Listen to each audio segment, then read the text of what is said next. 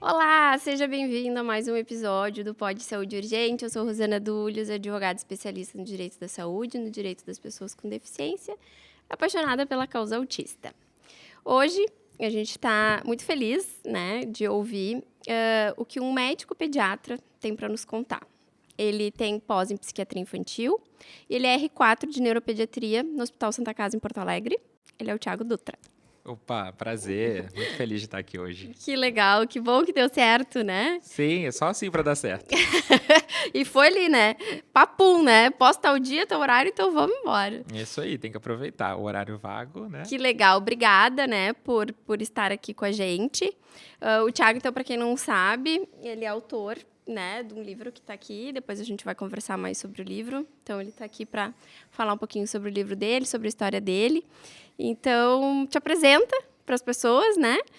Conta um pouquinho aí de quem tu é, de como é que tua história, tua vida, como é que tu entrou aí nesse universo da neuro. Isso. Bom, então, eu sou o Thiago, sou natural de Campos, fica no estado do Rio de Janeiro. E desde então, iniciei minha graduação em medicina, eu queria ser cirurgião, então era uma área, assim, totalmente diferente do que eu faço hoje. Eu acho que todo médico, quando começa a faculdade de medicina, quer ser cirurgião, não? Eu não sei, eu me interessei pela medicina por causa disso. Você fala, não, vou abrir, vou operar, vou costurar e tudo mais. E aí, desde então, eu fui fazendo minhas monitorias de anatomia, de farmacologia, coisas muito voltadas para a cirurgia, né? Então, eu era apaixonado por bloco cirúrgico.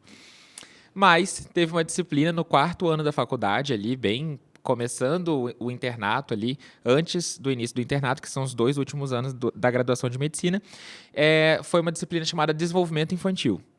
E aí eu vi aquela professora só falando de autismo, e a nossa faculdade, lá no interior do Rio, ela tinha um centro de autismo integrado. Então a gente tinha muitos pacientes autistas. E eu falei, gente, essa mulher só vai falar de autismo, não é possível, só vou aprender isso nessa disciplina. E eu já estava assim, de saco cheio daquela disciplina. Falei que eu não queria mais estudar aquela matéria, que eu não aguentava mais. Falei que eu não aguentava mais atender naquela clínica. Quando, de repente, eu comecei a me ver gostando muito de atender naquela disciplina, né? Eu falei, olha só que coisa, né? Tô começando a gostar daquilo que eu falei que eu não aguentava mais. E aí, desde então, passei a ter um apreço muito grande. Eram os dias que eu ficava mais feliz de ir para a faculdade. Eram os dias que eu saía mais realizado da faculdade.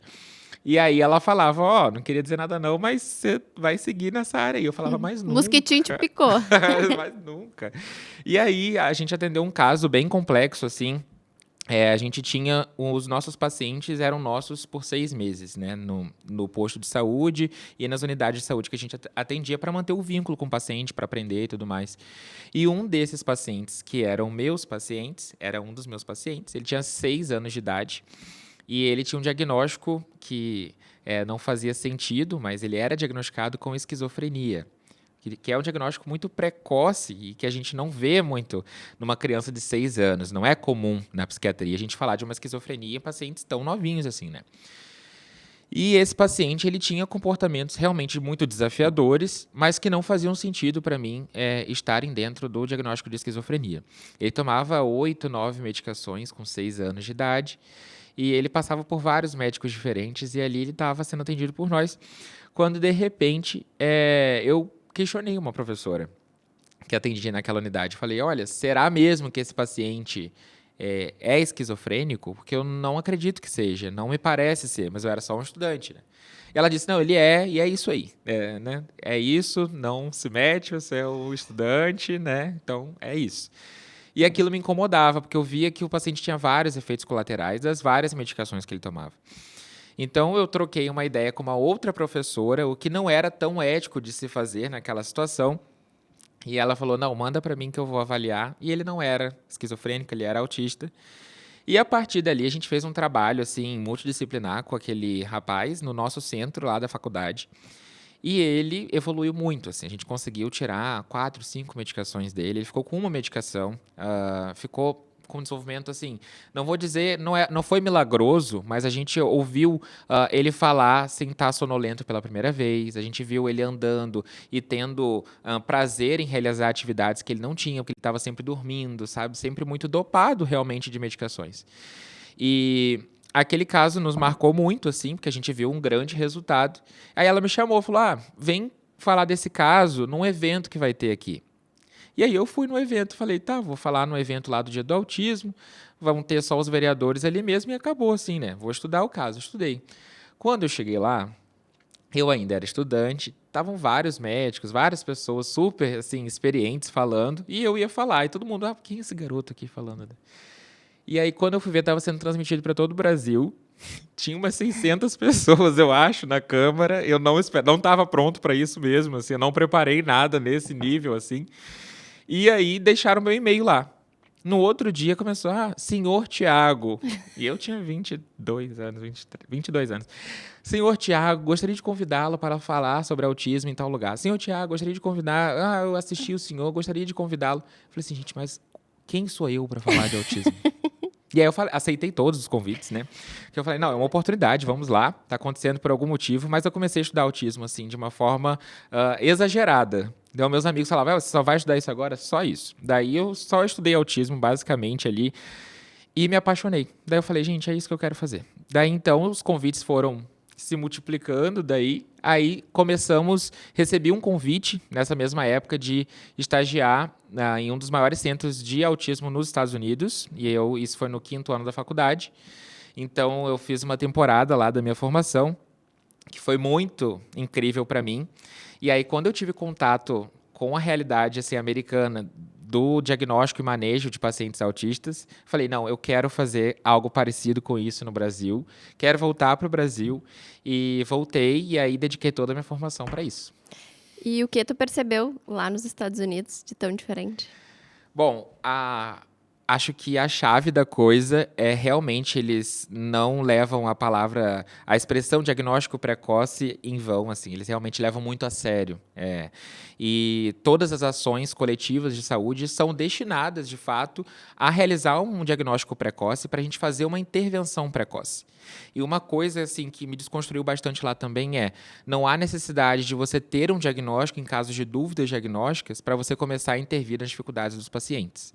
Então, um desses centros que eu tive o privilégio mesmo de estar lá, ele era um centro de intervenção precoce de crianças que tinham fatores de risco para serem autistas. Elas não tinham diagnóstico ainda, a maioria era menor de 2 anos de idade, e elas faziam intervenções realmente intensivas durante a semana, e todas totalmente baseadas na realidade daquela criança. Então, se esse aqui é o Benjamin e ele não faz contato visual, eu quero intervir agora, antes dos 2 anos de idade, para que o Benjamin trabalhe a questão de contato visual. Esse aqui é o Ricardo, e o Ricardo tem dificuldades com texturas, vai ser tudo voltado para a gente trabalhar texturas e, obviamente, respeitando os limites de cada criança. Então, isso foi algo que, assim, me acendeu, assim, realmente a chama, assim, de você ver como você pode ter ganhos notórios, assim, em situações e atitudes cotidianas pequenas, mas que são grandes avanços, né, para uma pessoa que vive com autismo. E muitos deles, no final dessas intervenções precoces, obviamente eu não estou falando de cura, mas muitos deles, por começarem uma intervenção realmente precoce, não fechavam critérios diagnósticos quando tinham idade para isso, sabe? Então, isso foi algo que eu nunca tinha visto, de fato, que é um pouco utópico, assim, eu reconheço, mas é algo que me faz chamar a atenção. Utópico no Brasil, né? Sim. E outra coisa também, um trabalho que eles faziam lá, esse centro, inclusive, um grande abraço para o Dr. Michael, que foi um pai para mim lá, assim, foi mais que um professor. Eles têm um trabalho com todas as idades, né? Então, assim, eles têm um trabalho voltado para adolescentes, eles têm um trabalho voltado para as crianças sem diagnóstico, eles têm um trabalho voltado para crianças de 13 a 17 anos. Então, é tudo muito realmente focado. Nossa, parece um sonho, assim, ouvindo. Sim. Porque aqui a gente vive o lado oposto disso, né? Sabe que sábado eu fui fazer um voluntariado numa ONG em Porto Alegre, que é para trás da PUC, aqui no Partenon. E pessoas dizendo assim, eu estou há 8 anos esperando o SUS. Meu filho tá desde os 2 anos na fila guardando um neuro. Quantos anos ele tem? 8. Ou seja, tá há 6 anos. E aí tu olhar e tu não vê nada, né? E aí eu conversando, né? E aí eu fui ali instruindo, digo, olha, tu pode entrar com processo, tu pode exigir. Só que para entrar com processo precisa de laudo. Sim. Eles não têm laudo. Eles não passaram por uma triagem ainda. Não. Né? E aí, bom, sem laudo não dá. Porque não tem, judicialmente, o que tu fazer sem tu apresentar um laudo médico. E aí, ouvindo tu falar isso tudo, caramba, parece que a gente está vivendo num planeta diferente. E não que a gente está num mundo tão globalizado como é hoje, onde, em tese, todo mundo tem acesso à mesma informação, onde poderia, então, se fazer isso aqui, se a gente está vendo que isso funciona lá, né? Mas é chocante, assim, ouvir esse relato. E para mim também era chocante, porque eu vim de uma realidade, assim, na minha faculdade tinha um centro de autismo que funcionava super bem, assim, que era o tópico dentro de uma realidade brasileira, eu posso dizer assim, porque a gente tinha, inclusive, a professora que mais me incentivou no estudo, que é a doutora Helena Gueiros, ela tinha um trabalho com motricidade, com diagnóstico precoce, com avaliação multidisciplinar, lá todos os pacientes eram vistos por mais de um profissional, então a gente avaliava os pacientes juntos, a pediatria, com a fono, com a psicologia, algo que não era comum. E a gente saía de lá para o CAPS infantil, por exemplo, ou para outras instituições, UBS, postos de saúde, e aí a gente viu quanto fora da realidade a gente estava. A gente realmente estava vivendo uma realidade que eu aprendia academicamente, mas eu via que a vida real não era aquilo. E aí, quando eu faço esse intercâmbio e vejo que realmente existia aquilo que eu lia, que era o ideal, eu falo, gente, eu preciso tentar fazer com que isso seja realidade para alguém um dia, sabe? E aí a gente ressalta a importância de estar falando sobre isso, de ter um canal, né? Eu sei que tu é bem ativo no teu Instagram, né? Falando sobre as questões. Eu também procuro, da minha forma, falar, assim, mas eu acho que é só assim, né? Eu gravei semana passada com a Érica, que ela tem um projeto, né? A menina dela, autista, ela tem um projeto bem grande aqui em Porto Alegre. Legal. E ela contando a realidade que ela enfrenta, por exemplo, o CERTA, que supostamente seria um centro de referência de autismo aqui de Porto Alegre, e que de referência não tem nada, porque é tudo ela contando a realidade do dia a dia, de como que é um atendimento lá, assim, é muito triste, assim, é muito triste. Então, a gente precisa de pessoas que vão lutar para tentar mudar alguma coisa, porque não dá para a gente simplesmente esperar e assistir e esperar que alguma coisa mude, né? A gente precisa, de alguma forma, tentar de alguma forma, né? Sim. Logo que eu me formei, assim, eu tentei, assim, levar um pouco desse aprendizado, levar um pouco desse trabalho para a minha realidade. Então, lá no interior do Rio, ainda cheguei a instruir algumas prefeituras, algumas secretarias de saúde para tentar fazer acontecer. Mas a gente encontra muitas pessoas bem intencionadas até em fazer algo. Só que as barreiras políticas, às vezes, se tornam um grande empecilho nessa caminhada, sabe? Eu sou médico, eu estudei para exercer a medicina e atender. Então, partes burocráticas, por exemplo, do direito, não vou dominar. E partes políticas dos políticos, infelizmente, não estão ao nosso alcance, né? Então, eu tive algumas decepções e tive algumas alegrias também nesse meio tempo. Mas, infelizmente, eu vejo que existem muitas pessoas bem intencionadas, mas o sistema parece jogar contra, porque parece que o fracasso é lucrativo para alguém, talvez. É que eu acho que o interesse é sempre muito imediato. Isso. Eu acho que as pessoas, elas só olham para o hoje. Isso. Porque se a gente olhar a longo prazo, investir em intervenção precoce é uma mudança, inclusive, econômica para o Estado, porque ele vai poupar. Porque lá na frente, essas pessoas que hoje não estão recebendo intervenção, elas vão custar muito caro para o Estado. Então, só que eles só olham para o hoje. Sim. Eu tô aqui hoje, eu tenho que lucrar hoje, eu não vou gastar meu dinheiro hoje. Hoje, né? Exato. Então, tá faltando esse olhar de futuro, né? Porque, por exemplo, eu visitei residenciais de adultos, né? É caríssimo um residencial de adulto. Custa 20, 30 mil reais para tu colocar ali, institucionalizar um adulto Sim. hoje custeado pelo Estado. E esse é o custo de um tratamento para uma criança. E se a gente for transportar isso para valores da tabela SUS, por exemplo, a tabela SUS ela não é atualizada há muito tempo, né? Então são valores pífios, assim, que se for pensar de repasse financeiramente falando, se a gente tem um órgão que realmente funcione, contrate profissionais, faça repasses para os atendimentos realizados, primeiro, a gente vai ter um volume grande de atendimentos. Então é algo que você vai tanto politicamente falando, assim, vamos ser honestos, é algo que você vai ter pessoas utilizando um serviço que você construiu. Então, isso, politicamente falando, para alguém que assume um cargo, é muito positivo, porque seu filho estava 5 anos na fila de espera, então seu filho conseguiu uma vaga. Olha o que é isso para uma família. Então, eles realmente não pensam tanto nessa questão, porque se você constrói, você oferece uma necessidade tão grande a uma família que realmente necessita de uma intervenção pelo SUS, por exemplo, obviamente vai ser um gasto agora.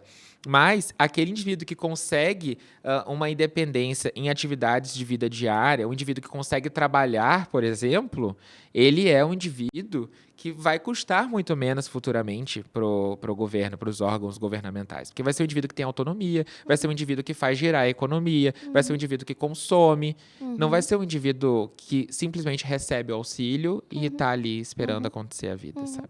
E é exatamente isso hoje. Então, esse indivíduo que não foi tratado, né, no momento certo, hoje está lá, recebe um LOAS, né, um benefício de um salário mínimo por mês, e está tendo o Estado custeando a vida dele. Sim. Né? E ele podia estar produzindo. Sim. Né? Ele podia estar trabalhando, estar casado, ter uma vida que foi ceifada dele por isso.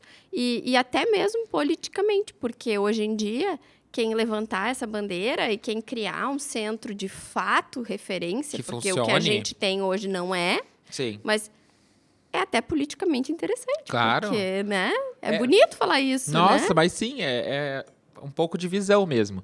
E quando a gente fala disso, é exatamente a luta sobre oferecer qualidade no tratamento no sistema público de saúde, a gente não está lutando para conceder privilégios para essas pessoas. A gente está lutando para conceder uma dignidade de vida, promover a saúde, mas principalmente promover a independência. Quando a gente fala de terapia ocupacional, quando a gente fala de terapia comportamental, a gente quer trabalhar independente se o indivíduo faz estereotipia, independente se o indivíduo tenha questões sensoriais, o que a gente quer trabalhar é trabalhar as dificuldades daquele indivíduo para fazer com que ele seja um indivíduo integrado na sociedade. E a gente está querendo que ele se integre, não querendo que ele assuma e ocupe lugares de outras pessoas, entende? Exatamente isso. Conta um pouquinho pra gente, então, Thiago. Então, tu é formado em pediatria, né? A gente fala bastante aqui sobre a importância do papel do pediatra, porque a gente fala muito da intervenção precoce, a gente fala muito da importância de se ter um diagnóstico cedo. E o médico que acompanha a criança ali desde o nascimento, então, é aquela pessoa que a família visita lá todo mês, enfim, é o pediatra. E ele deveria, né, em tese, ter esse olhar apurado, né, dessas crianças, porque ele é a pessoa certa para perceber que aquela criança não está ali certinho nos marcos do desenvolvimento. Ele deveria, né, tá com esse radar ligado. A gente hoje tem o censo falando que 1,5%, então, da população, um nascimento a cada 31, enfim. Então, é um número alto, né? Esse pediatra, ele hoje tem um papel importante. E, muitas vezes, os relatos que eu recebo é de que as famílias chegaram, falaram, a mãe geralmente fala para o pediatra diz que ela está louca. Então, assim, tem esse despreparo do ponto de vista dos pediatras. Então, eu queria que tu nos contasse um pouquinho como que tu enxerga isso, como que tu vê a formação dentro que tu fez ali como pediatra, o quanto o autismo é debatido ali, até para a gente ter uma ideia de como isso vai melhorar daqui para frente, enfim. Pois é, hoje a gente fala mais de autismo no geral, assim.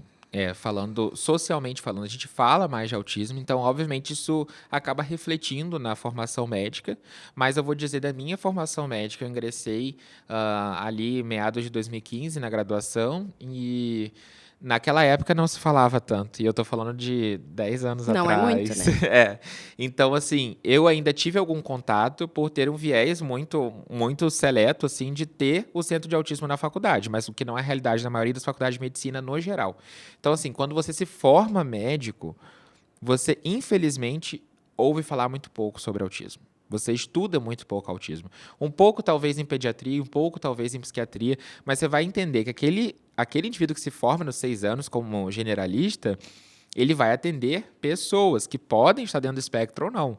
Então, eu acho que já começa pela faculdade, que a gente fala muito pouco sobre autismo e transtornos do neurodesenvolvimento, a gente fala muito pouco no geral. E na formação de pediatria, isso deveria ser mais intenso ainda, porque a gente está falando do principal. O pediatra é o principal elo ali entre a família e a saúde, porque você quer que seu filho que acabou de nascer tenha saúde. E quem vai te orientar nesse caminho, nessa jornada, é o médico pediatra. Então, assim, o pediatra ele tem um papel, além de ser cuidador e terapêutico, de orientador da família. Tanto em questões de hábitos e tudo mais, e isso a gente vai entrar em comportamento e desenvolvimento. Toda consulta, ela deveria, de puericultura, que é o acompanhamento ali do recém-nascido nos primeiros anos de vida, ela deveria abordar os marcos do desenvolvimento, que são muito bem estabelecidos na caderneta de vacinação.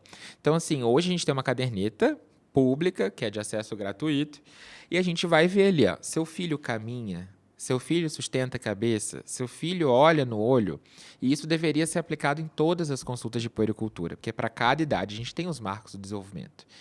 E aí vem uma frase que se perpetua até hoje, que é perigosíssima, que é: cada criança tem o seu tempo.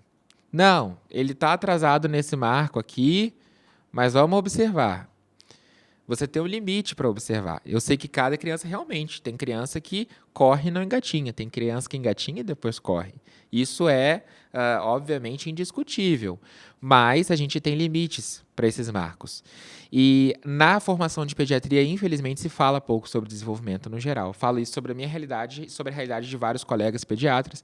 A gente tem pouco tempo para estudar desenvolvimento propriamente dito, e acho que isso vai assim, se o profissional tem muito interesse, ele acaba estudando, que foi o meu caso, eu acabei me aprofundando nessa área, mas não é a realidade da maioria, e o que deveria ser. Outra coisa é, normativamente falando, a gente tem o MCHAT, que é uma escala de triagem, não é de diagnóstico de autismo, que ela deveria ser aplicada nas consultas de puericultura. E muitas vezes ela não é, porque o pediatra, às vezes, do posto da UBS, que é a realidade da maioria da população brasileira, ele vai atender 20 crianças num dia. Então, ele não tem tempo, às vezes, para aplicar. Então, ele olha, ele parece autista. Não, tá, não vou aplicar. Então, o MCHAT ele deveria ser aplicado para crianças que você ache ou não que são autistas, entendeu? Você não precisa achar para aplicar. E aí eu vejo muitas pessoas fazendo 2 erros mais comuns na pediatria. O primeiro é aplicando essa escala de rastreio como um diagnóstico. Se ela vem alterada, ele fala para o pai que é autista, quando na verdade não é. Ela é uma escala feita para dizer se seu filho tem risco de estar no espectro ou não, mas não quer dizer se ele está ou não. E o segundo é não aplicar, exatamente, porque acha que vai aplicar só para quem tem sinais ou fatores de risco. Então, isso acaba deixando os autistas nível 1, por exemplo, de suporte, que tem sinais mais brandos, ou meninas, por exemplo, que têm sinais mais brandos, passar subdiagnosticados por longos anos aí. E é o que tu percebe, pelo menos a curto prazo, isso não vai mudar dentro dessa formação da pediatria. Eu acho que está mudando, assim, particularmente falando, assim, se eu ver alguém que se formou em pediatria há 5 anos atrás, talvez tenha visto bem menos coisas sobre autismo do que eu vi agora, entendeu? Então, eu acho que isso tem mudado. Gradativamente falando, eu pego sempre o parâmetro, assim, meu cunhado é ortopedista, né, fora da área, mas ele se formou em 2011, e eu vejo, assim, ó, o que ele teve de autismo, por exemplo, que ele me comenta, que foi uma coisa muito, muito breve, eu vejo já o que eu tive alguns anos depois, e eu acho que essas gerações agora futuras, eu espero, tenho esperança de que realmente mude, mas dentro da pediatria, eu vejo até pelos congressos, a gente fala mais sobre autismo nos congressos, sabe, que é uma forma de atualização dos pediatras, principalmente consultório, então eu acho que tem mudado mudado, a passos lentos, mas tem mudado. Sim.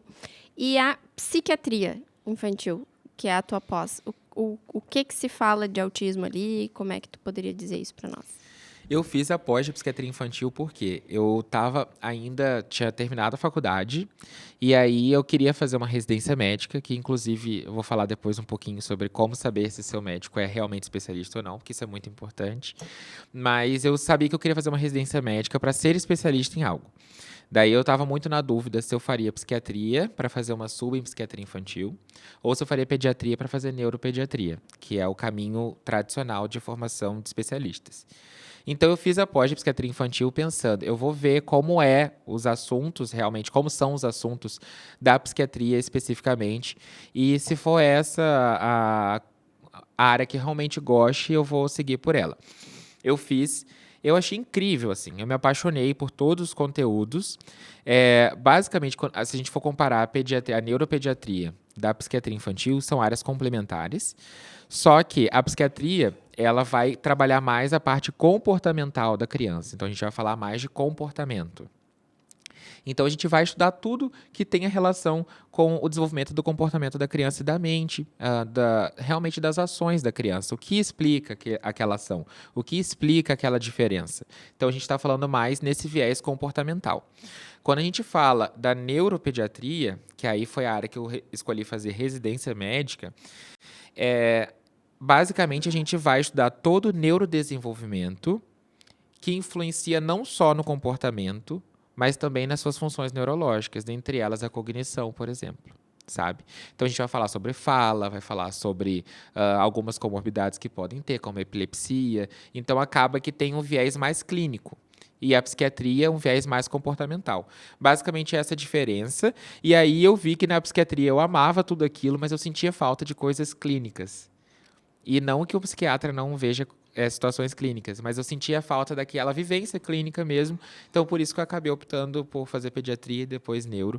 Mas a psiquiatria infantil, eu acho que ela trabalha muito bem, acho que como nenhuma outra área, as questões comportamentais da criança. Então, assim, se você tem uma criança com depressão, com ideação suicida, se você tem uma criança com hiperatividade, tudo isso, eu acho que um profissional psiquiatra ele tem um manejo incrível assim, dessas situações. E estuda muito bem, de fato. Um psiquiatra da infância é uma pessoa realmente muito preparada para esse tipo de situação.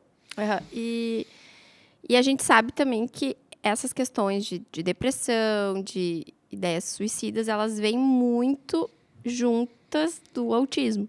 E aí o psiquiatra, então, ele é a pessoa mais apta a atender esse paciente?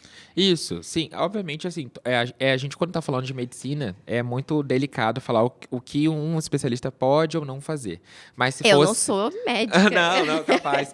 Mas se a gente for pensar em alguém para trabalhar e entender qual a gênese disso tudo e os melhores tratamentos, de fato, seria um psiquiatra infantil ou um neuropediatra, sabe? Uhum. Tá, tu falou antes que tu ia falar, então, como as pessoas podem fazer para saber a questão de se o médico é, de fato, especialista. Conta um pouquinho para nós. Exatamente. Por exemplo, eu tenho residência de pediatria e isso me faz ser pediatra. Então, eu tenho um registro de qualificação na especialidade, que chama RQE, de pediatra. Então, eu sou oficialmente pediatra pelo CFM. A minha pós de psiquiatria infantil é um complemento de conhecimento, mas ela não me faz psiquiatra da infância porque eu fiz uma pós. Tu teria que ter feito uma residência em psiquiatria. Exato, isso. E aí, eu estou fazendo uma residência de neurologia pediátrica. Então, isso me faz oficialmente um neuropediatra a partir do momento que eu termino. E muitos profissionais médicos fazem exatamente cursos de especialização de pós-graduação. Eu não estou julgando quem faz de forma alguma, mas isso não te faz especialista. E por que isso deve ser falado? Primeiro, porque se você pegar os códigos de ética do CFM, é proibido você se intitular especialista sem ser. Segundo, que você causa confusão nas pessoas. Um pai e uma mãe não sabem. Se você fez pós de psiquiatria, ela não sabe que você não é psiquiatra, entendeu? Então, você não pode se divulgar como. E a vivência, assim, a experiência é totalmente diferente. Eu falo isso porque eu fiz minha pós-graduação e fiz uma residência. Então, assim, eu não posso comparar o que eu aprendi na residência com o que eu aprendi na pós-graduação. Após, eu fazia ali finais de semana, é totalmente flexível. A residência eu vivia 24 horas por dia, 7 dias da semana. Então, assim, é um aprendizado totalmente diferente. Então, o especialista tem que ter um valor a mais realmente, porque o esforço foi muito maior. E no site do CFM ou do Cremers, que é aqui no Rio Grande do Sul, você vai digitar o nome do seu médico e vai buscar médico. Você coloca o nome dele lá, o CRM, e vai aparecer qual é a especialidade dele registrada. Se não tem a especialidade registrada, ele não é especialista naquela área. Isso é bastante importante, né? Sim. E o pediatra, ele pode diagnosticar autismo e pode prescrever tratamento, né? Sim. Não precisa obrigatoriamente ser um neuropediatra ou um psiquiatra infantil. Não, pode ser, claro, um pediatra. Na verdade, ele poderia e deveria, porque... Eu fiz essa pergunta. Exato, porque o acesso ao neuropediatra e a um psiquiatra da infância é muito difícil, né? Eu reconheço isso. São poucos profissionais para pensar na quantidade da população. Então, os pediatras deveriam, no caso, estar aptos para fazer isso. Eu sei que, assim, eu acho que também vai da responsabilidade. O indivíduo acha que não é capacitado, então ele não faz para não prejudicar. Mas acho que deveria aprender um pouco mais justamente para ele estar apto a fazer isso, porque a gente vê uma prevalência muito grande hoje em dia, aumento da procura por ajuda, né? Então, até chegar ao neuro, a gente vê um grande atraso, assim, sabe? Sim, é exatamente isso, né? Principalmente quando a gente fala em saúde pública, né? Sim. Porque eu vejo, assim, os próprios pacientes do particular já têm dificuldade. A gente vê hoje, assim, os médicos mais famosos da cidade, por exemplo, a gente vê assim, tem cliente meu que fala comigo hoje e diz, não, eu estou guardando a consulta, vai ser em dezembro. Então, e aí é uma pessoa que perdeu 7, 8 meses de tratamento, porque está esperando a consulta. Então, até se a gente visse assim, se o pediatra já desse ali algum Exato. tipo de prescrição, já desse um diagnóstico, porque a gente sabe que para pedir o tratamento no plano de saúde tem que ter laudo. E tem que ter a solicitação. Aí, para pedir judicialmente, tem que ter laudo, tem que ter... Então, assim, muitas vezes, como tu falou antes, não precisa do diagnóstico necessariamente para uma criança já começar uma intervenção. Se a gente vê uma criança de 2 anos que não fala, não precisa ter um diagnóstico necessariamente para saber que ela precisa ir para uma fono. Sim, ela tem um atraso de fala e tem que trabalhar aquele atraso. Né? Sim. Então, aí a gente volta, então, à importância de ter esse diagnóstico do pediatra, né? Porque é difícil, eu vejo muito lá no escritório, as pessoas assim, aguardando muitos meses para conseguir uma consulta com um neuropediatra de fato especialista. Sim. Porque são muito poucos. E assim, eu acho que, falando no mundo ideal, tá? Acho que o pediatra deveria dar o diagnóstico e reservar o encaminhamento para casos que ele tenha dúvida diagnóstica, porque pode acontecer. Tem casos que realmente a gente fica na dúvida ali se é autismo ou autismo com alguma comorbidade ou um diagnóstico diferencial. Porque nem todo atraso de desenvolvimento é autismo, né? Então, assim, acho que o pediatra deveria dar um diagnóstico, sabe? E encaminhar os casos que ele teria dúvida. E aí, obviamente, para manter o acompanhamento, deixaria com o neuro, que aí tem mais tato com medicações psicotrópicas e tudo mais, com o psiquiatra. Mas esse diagnóstico inicial, ele teria que ser dado, utopicamente falando, idealmente falando, por um médico pediatra. Porque você aceleraria o processo, você aceleraria o acesso daquela criança para as terapias comportamentais, que fazem parte da base do tratamento. Não existe tratamento de autismo sem terapia. E você daria orientação inicial. Porque o que acontece? Também acontece muito isso. A pessoa ela não foi nada orientada na consulta com o pediatra, e aí ela espera que quando ela tiver a consulta com o neuro em dezembro, a vida dela vai ser resolvida naquela consulta. E eu tô acabando de conhecer aquela criança, então eu falo em dezembro, oi, tudo bem? Eu quero conhecer o Guilherme. E aí você quer saber como o Guilherme é na escola, você quer saber como o Guilherme é com a família, e tudo isso, diagnóstico precoce, não é com pressa, porque diagnóstico de autismo não é uma febre, você, tá com febre, vamos medicar. Você precisa ter certeza, porque é um diagnóstico que não vai ser retirado. Então, assim, eu gosto de fazer com cautela. E, às vezes, as famílias vêm apreensivas, querendo, não, você vai me dizer se ele é autista ou não. Hoje, eu quero um remédio hoje e tem que dormir melhor amanhã, entendeu? E é isso. E na dúvida não seria melhor dar o diagnóstico e colocar essa criança para intervenção, nem que ali na frente, tipo, não precisa, não é, porque esse na dúvida volta daqui a um tempo, é um tempo que de repente se perde. O que eu vou dizer assim, na prática, isso é uma discussão bem ampla, assim, sobre dar ou não diagnóstico sem ter certeza. Eu, particularmente, não dou laudo falando que é autista sem ter certeza. Por quê? Das duas. Eu não sei se aquela família volta. Não sei, não posso ter a garantia. Então, eu acho que mas vou ter certeza na próxima, eu vou dar o laudo agora. Não sei se ela volta. Não sei para que vai ser utilizado aquilo, com qual intuito. Então, assim, às vezes a gente quer ajudar e a gente atrapalha não só a gente, mas a família mesmo. Porque às vezes ela só queria aquela resposta e deu. Não vai correr mais atrás de nada e você gerou um autista para a sociedade ali que às vezes você se precipitou no diagnóstico. E que acontece muitas vezes, eu vejo isso acontecer. Sim. E aí, alguns órgãos americanos e algumas sociedades já falam diagnóstico temporário. E como você registrar o diagnóstico temporário de autismo. Isso no Brasil ainda é um pouco complexo, porque os planos não querem ler ali, ele é temporariamente autista. Não tem como.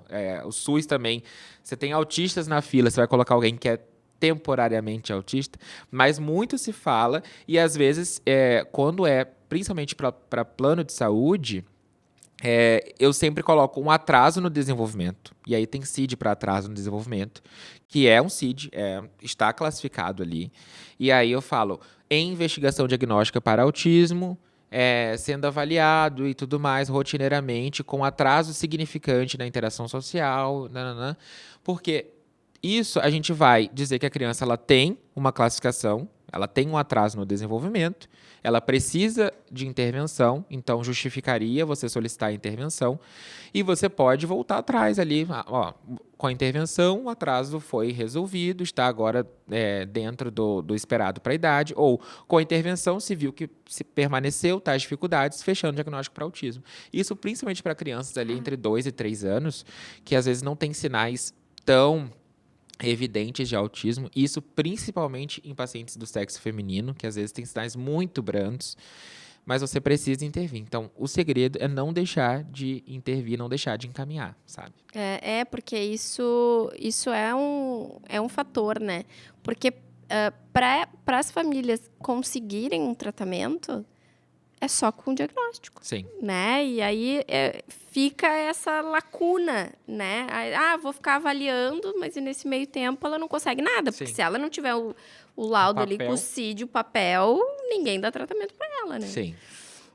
Tiago, conta um pouquinho para nós. Eu vejo os teus stories, né? No hospital, né? E aí, eu queria saber um pouquinho como é essa rotina dentro da neuropediatria no hospital, mas também como é o manejo dos médicos, num geral, por exemplo, numa emergência médica. Como que o pessoal do hospital está preparado para receber um autista?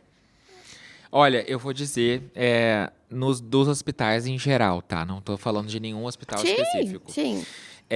Eu acho que a saúde não está preparada para atender um paciente autista em situações de emergência. Isso eu digo todas as profissões, eu não estou falando só da medicina. A equipe de enfermagem, a triagem, não estão preparados. E isso é algo que eu percebia muito, porque eu me sentia, de certa forma, muito impotente dentro do hospital, porque eu pensava, cara, eu estudo autismo, eu escrevo sobre autismo, eu falo para as pessoas sobre autismo, e olha o atendimento hospitalar que eu estou fornecendo para um paciente autista. Então, eu me sentia totalmente impotente e me sentia mal, como se eu fosse uma farsa. Eu falava, meu Deus, se eu falo tanto de autismo, qual é o conforto que eu estou dando para essa pessoa nessa situação de vulnerabilidade, que é uma internação hospitalar? E eu fiz o meu TCC da residência de pediatria exatamente focando nisso. O atendimento hospitalar para uma pessoa que está dentro do espectro. Porque parece uma regra dentro da gente, assim, o paciente autista vai ser horrível a internação dele. Mas isso não deve ser uma regra, sabe? Isso deve ser uma possibilidade de, vai ser desafiador, mas pode não ser, eu posso tentar melhorar isso aqui. Então, assim, a realidade hoje, eu acho que a gente tem muito que aprender. Acho que as equipes têm que fazer treinamentos específicos sobre isso, porque Obviamente, a gente está agora falando de pessoas que têm muitas comorbidades, porque o paciente autista, geralmente, ele não é só autista, ele tem alguma comorbidade, pode ter comorbidades clínicas do trato gastrointestinal, comorbidades respiratórias, comorbidades neurológicas, epilepsia, principalmente. Então, a gente está falando de uma pessoa que ela frequenta com uma maior frequência o serviço hospitalar. E, geralmente, é o caos.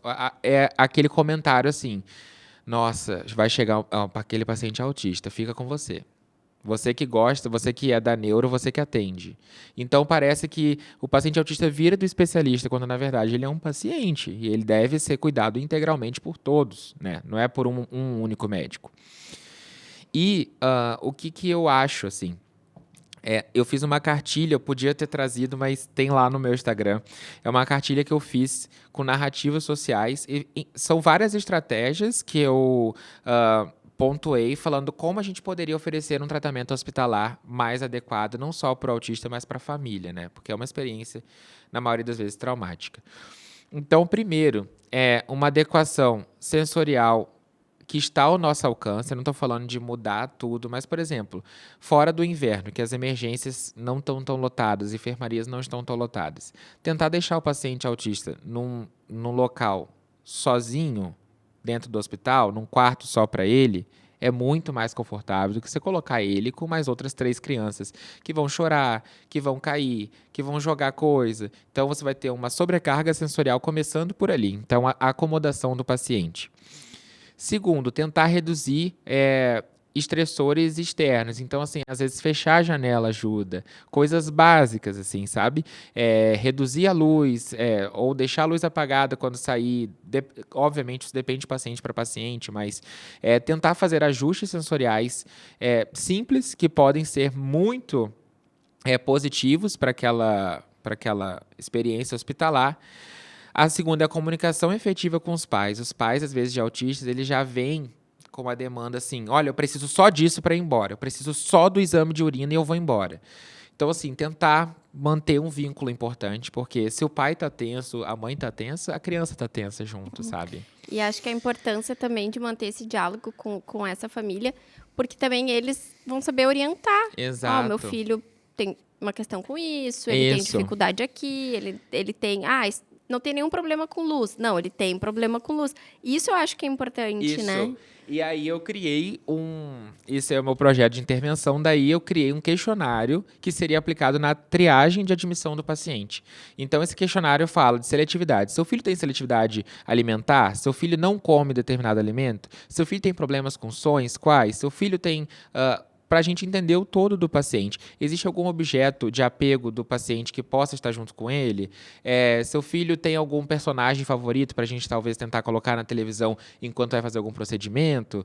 Então, várias coisas que eu pensei assim, o que a gente pode para conhecer minimamente aquele paciente e aí a gente fazer uma experiência um pouco otimizada para ele. E segundo, terceiro, né, que eu já falei 2 coisas, a narrativa social, que basicamente eu fiz um livrinho de história, no caso específico para o hospital onde eu estava, na pediatria, e aí tinha imagens do próprio hospital. Aqui é a admissão, onde você está. As tias vão usar esse aparelho para ver a sua temperatura. Aí tem foto do termômetro. A tia vai usar um Caramba! oxímetro para ver como tá o seu coração. E aí eu botei a foto do oxímetro. Agora você vai receber uma comida. Eu botei foto da marmita. Você precisa ficar forte. Aí eu botei, agora você vai ir para uma maca para ir para um hospital. E as narrativas sociais, elas são muito utilizadas nos Estados Unidos para coisas cotidianas, como o aeroporto. E foi a primeira vez que eu vi uma narrativa social, foi quando eu cheguei e tinha tudo do aeroporto num livrinho de imagens. Eu falei, gente, isso aqui tinha que ter no hospital. Daí eu fiz. E olha como... Parabéns. E olha como é simples.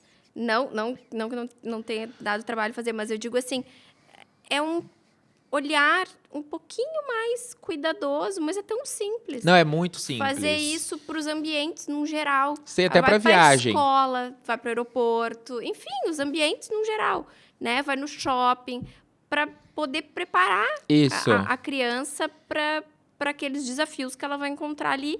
Tu já dá uma antecedência ali para ela do que espera por ela. É fantástico. Não, é trabalhar com antecipação, né? Você evita crises evita muito crises sensoriais e crises de quebra de rotina pela rigidez comportamental do autista, justamente mostrando para ele o que ele vai ser exposto, sabe? Então é uma preparação, assim. E tu vê que não tem custo, né? Pois é, baixíssimo, assim, da impressão, sabe? Da imagem.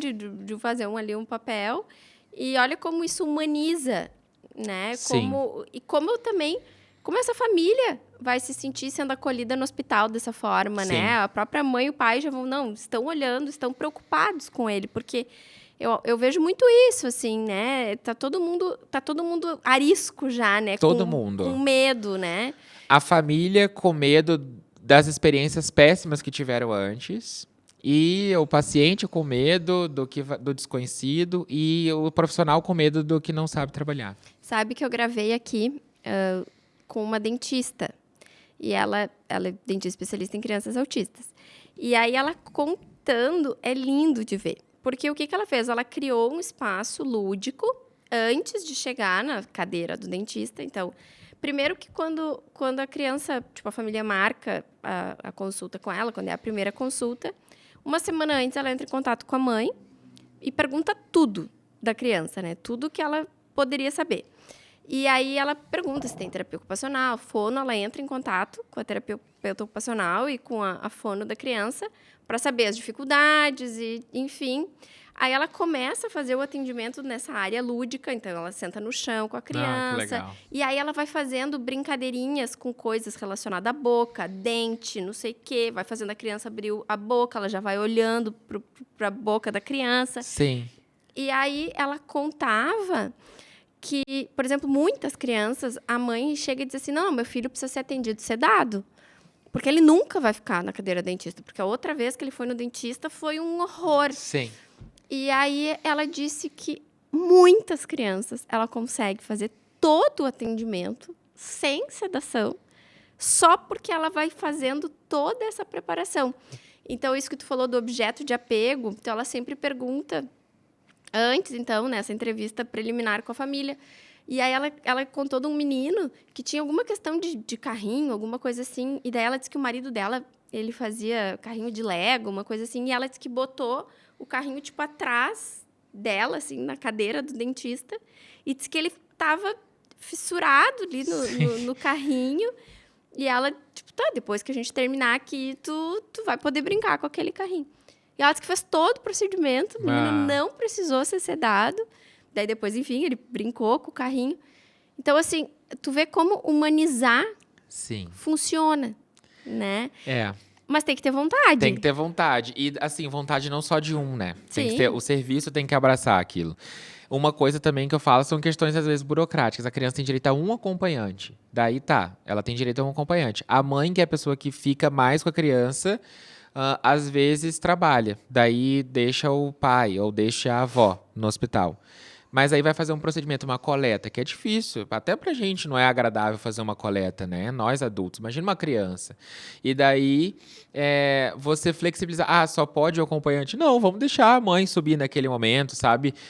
São coisas que a equipe precisa auxiliar também, sabe? Então, eu acho que falta isso. Falta um modelo para as equipes trabalharem coletivamente nesses casos específicos, sabe?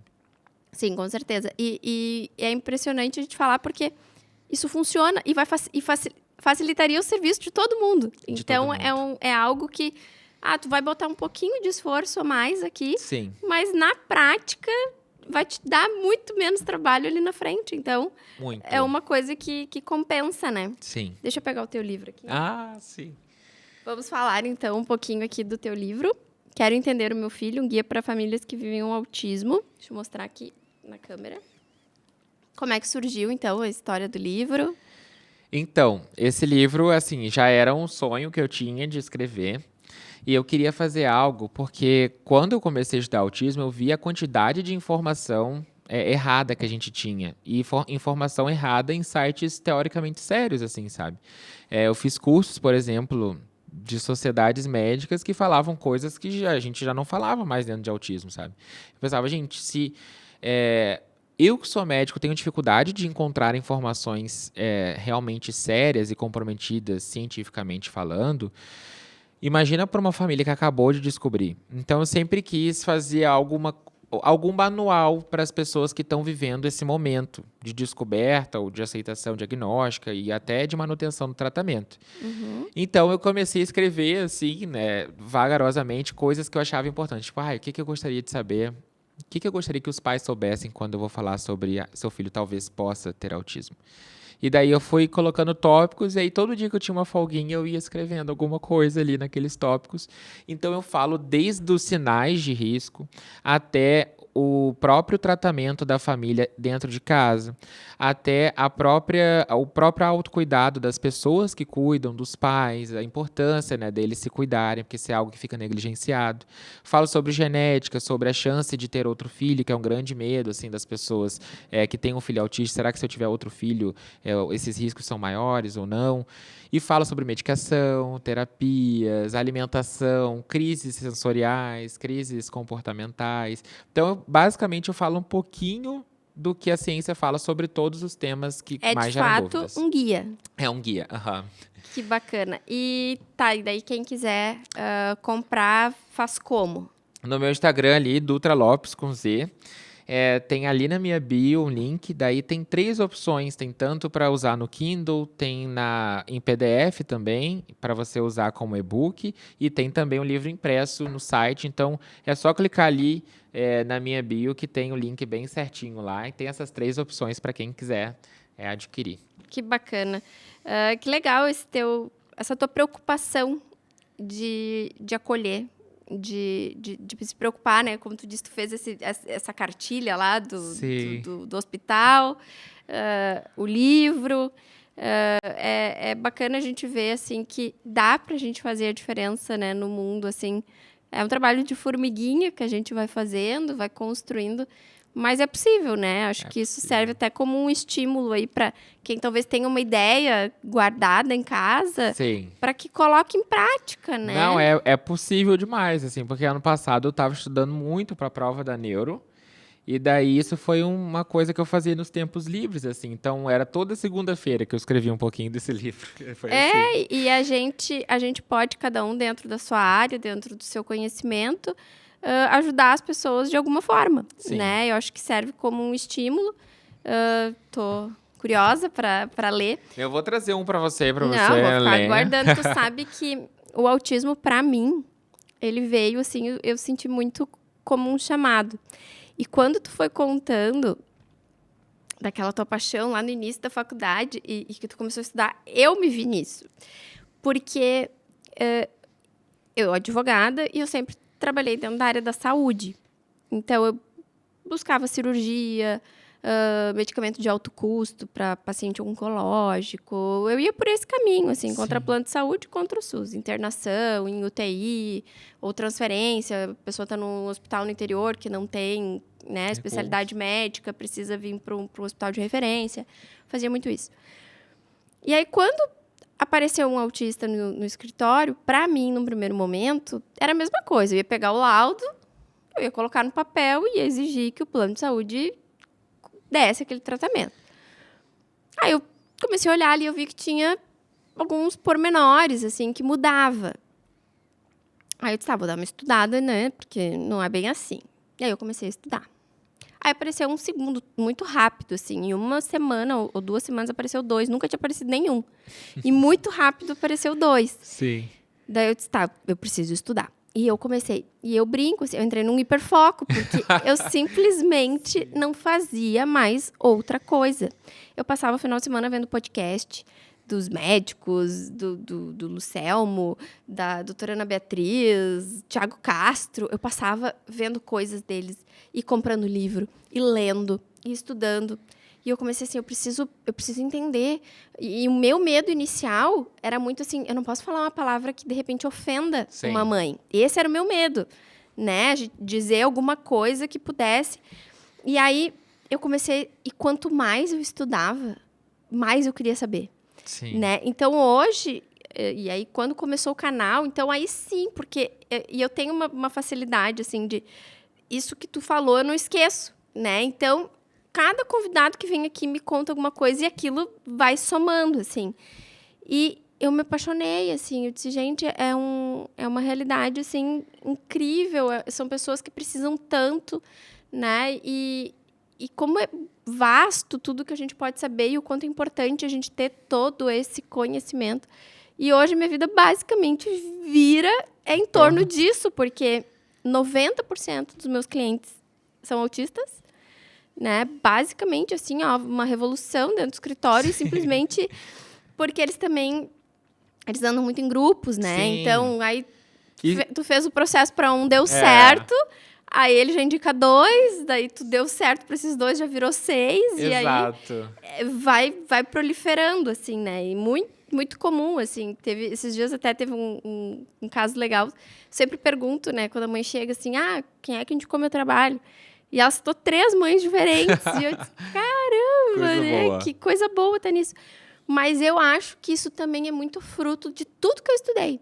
Com certeza. Porque eu fui muito além do direito. Muito. Não, eu fui atrás dos sintomas. Exato. Como saber eu não precisaria saber disso como advogada. Mas eu acho que justamente isso que me moveu tanto é o que faz voltar, assim, porque é impressionante, assim, o quanto aquilo me instigou Sim. a saber mais. Eu hoje faria uma faculdade de medicina para poder, Mas sabe? é isso, porque você consegue enxergar a aplicação do que você está trabalhando, que no caso, nesse caso é o autismo, em todas as áreas da vida daquela pessoa, sabe? O que você pode fazer de diferente para a vida dela. E exatamente isso que me deixou fascinado é de tratar crianças com dificuldades e de ver as potencialidades que elas poderiam adquirir com um tratamento adequado, sabe?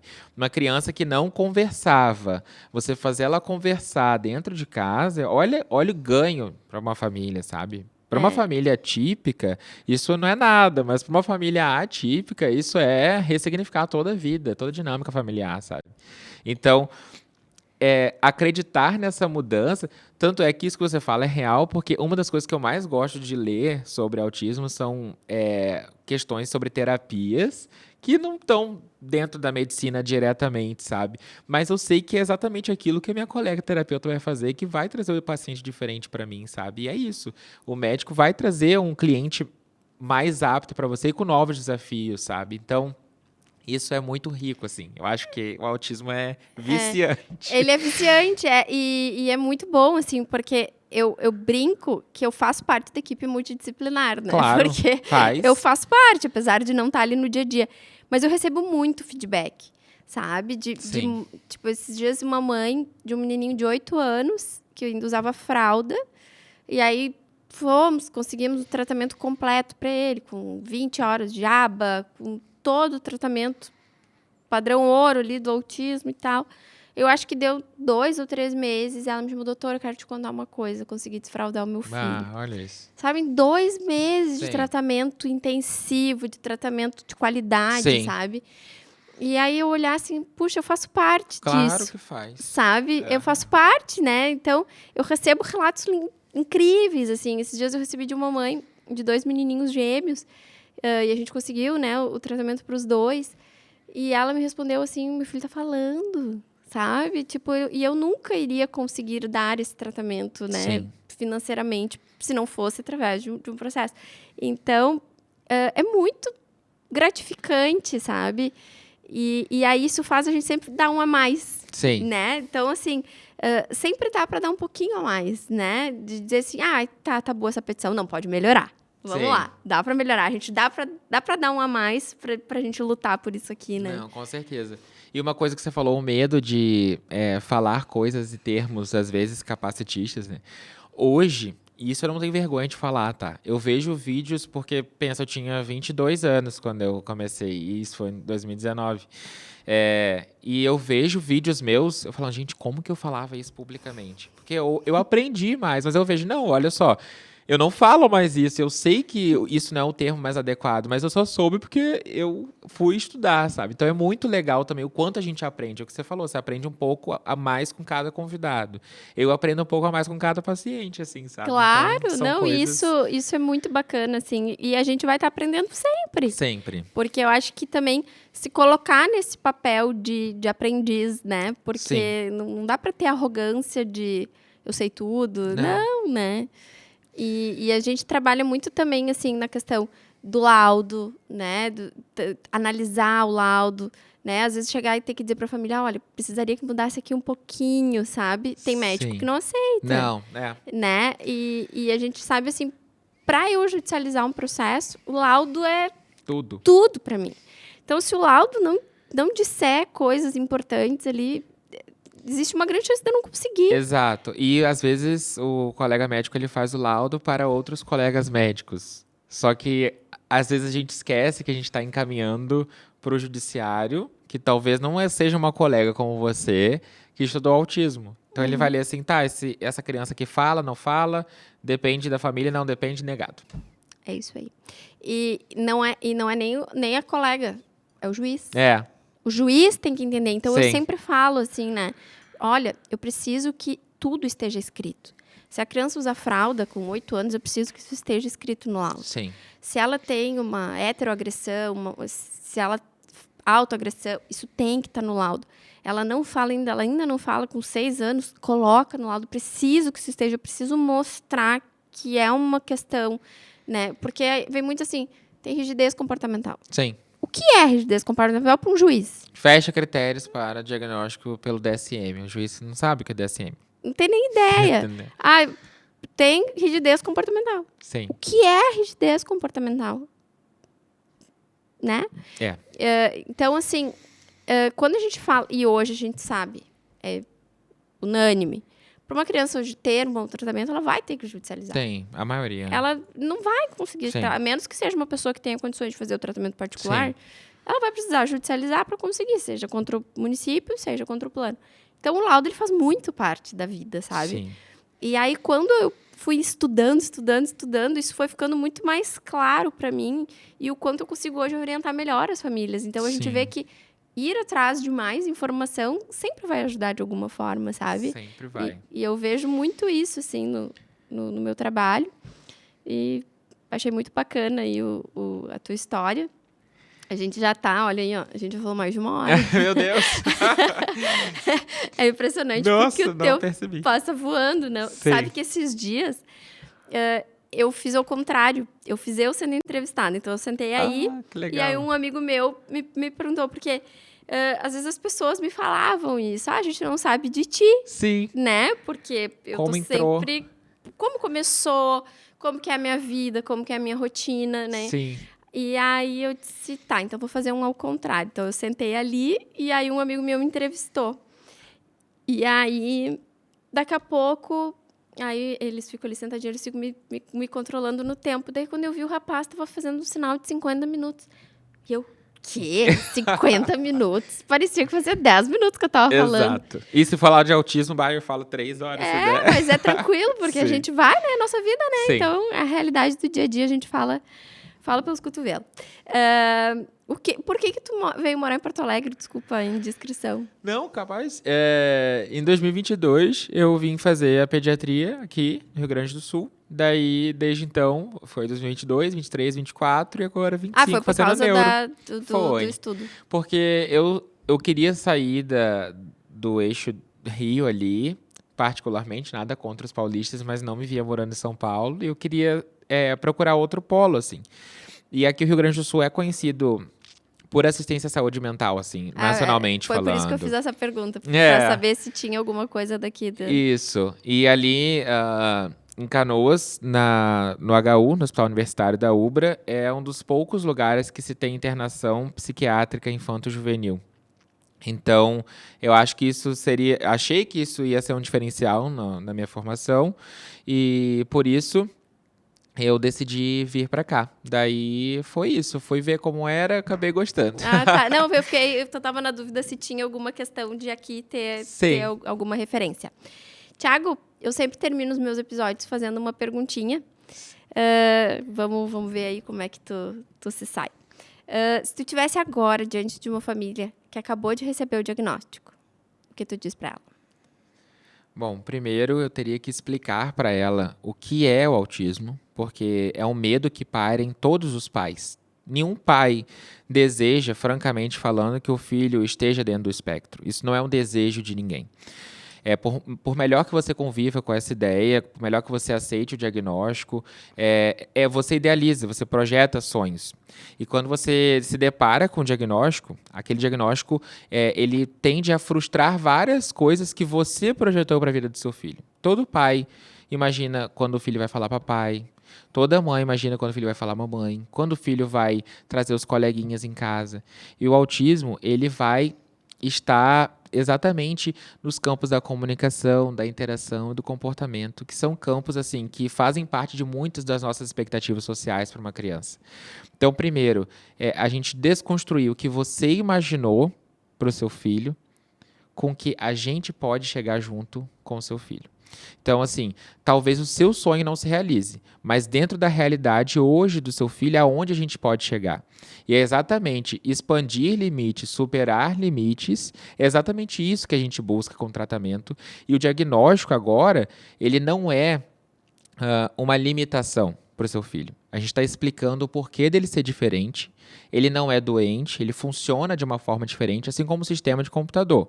A gente tem um computador que a gente sempre está acostumado com o Windows, mas o Windows ele não é utilizável por todos. Então, assim, é uma maneira diferente de funcionar e não é o seu filho que tem que se adaptar a todas as diferenças da sociedade perante a ele. A sociedade também tem que se adaptar às diferenças do seu filho. Então, exatamente, você tem que ser o maior advogado do seu filho.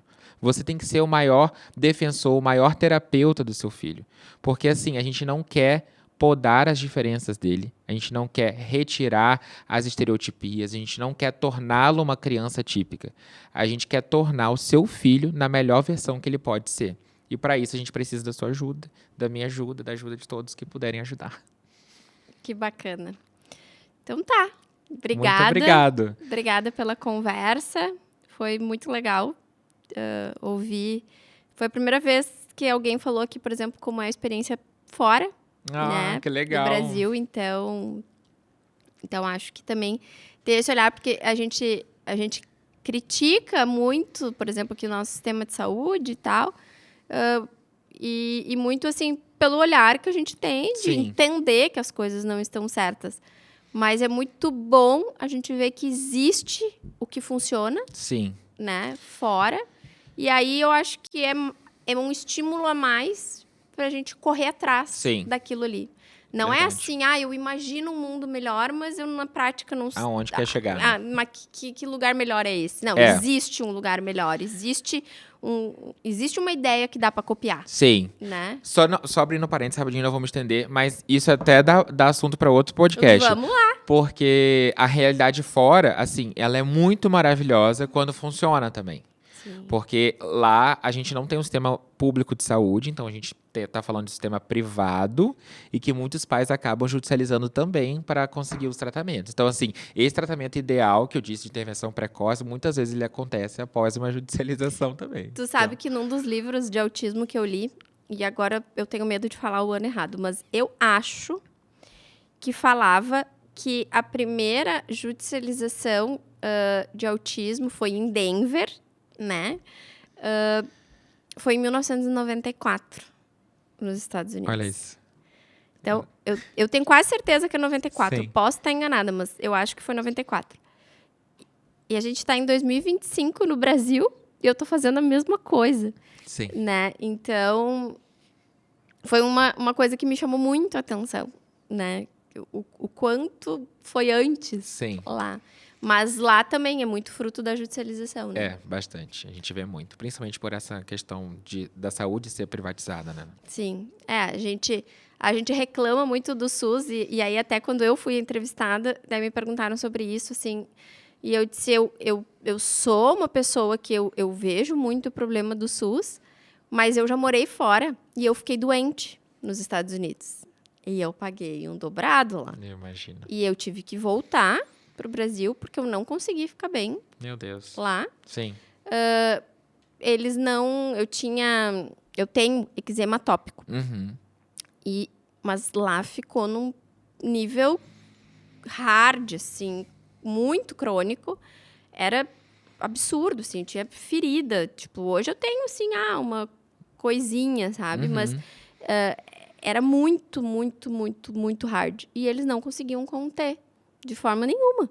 Eu fiz tratamento de luz, eu ia no Massachusetts General Hospital lá toda semana, fazia um monte de coisa e nada acontecia. Mas... E aí, bom, chegou uma hora que eu desisti do meu intercâmbio, voltei pro Brasil, porque estava muito difícil. Sim. Não deu um mês aqui no Brasil, estava bem. Tava... a gente tem muitas coisas boas também. Temos, então, quando me questionaram, eu falei, olha, tem muito, o SUS tem que melhorar demais. Sim. Eu acho que, principalmente quando a gente fala de autismo, o SUS não está preparado para o autismo. Como tu falou, os hospitais não estão preparados para o autismo, o SUS está muito, muito longe de ser perto de alguma coisa eficiente pro autismo, né? Sim. Por exemplo, eu vejo muitas pessoas, por exemplo, que têm um câncer e que são muito bem atendidas pelo SUS. Sim. Né? Então, a gente não pode querer dizer que tudo é ruim, porque é fantástico, Não, né? de forma alguma. Existir um sistema de saúde pública é bacaníssimo, né? Sim. Outros lugares vêm aqui copiar, né? É verdade. Não, isso é totalmente só que, verdade. claro que quando a gente fala de autismo, a gente sabe que eles estão bem, bem distante, né? Do que a gente deseja. O que deveria ser. Então tá. Thiago, maravilhoso conversar contigo. Tu vai voltar pra gente conversar mais, porque a gente precisa de mais horas. Gente, esse foi mais um episódio do Pode Saúde Urgente. Segue o Thiago, porque ele traz bastante conteúdo, né, no Instagram dele. A gente vai deixar aqui o Instagram dele. Adquiram o livro, né? É um guia, acho que pode ajudar aí muitas famílias. Se você gostou, compartilha, curta, te inscreve no canal e até a próxima semana. Tchau, tchau. Até a próxima.